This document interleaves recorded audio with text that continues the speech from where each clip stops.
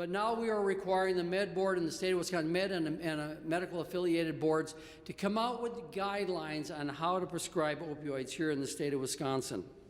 We're requiring doctors to query the system before they prescribe.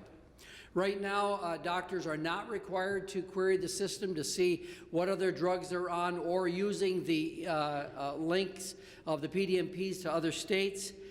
Even though we had one of the highest participation rates by the medical community here in Wisconsin in querying the PDMP, it will now be a requirement here in Wisconsin.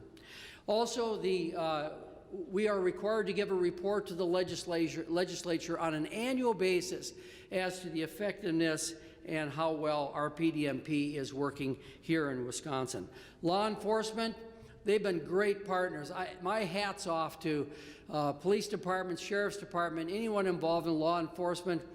You have been an incredible partner, including the DEA, by the way, in our prescription drug monitoring program. As you know, you have new requirements here in Wisconsin, which started on April 1st of this year. One of them is that you have to report opioid deaths, diversion, thefts, or any violations of the Controlled Substances Act into the PDMP. Many times we hear from the medical community around the state is, when I prescribe, I don't know the whole story. I'm only getting part of it. As a result of over $1.5 million investment, additional investment in our PDMP, we will be rolling out a very effective, a very energetic PDMP on, hopefully by January 1st of 2017.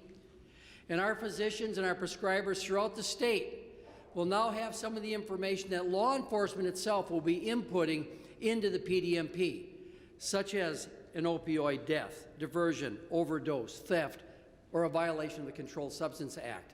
Now that'll come up as an alert when a physician goes into their PDMP record and they're prescribing to a patient. They'll be able to see if that patient has been involved in any of those activities that have been reported by law enforcement.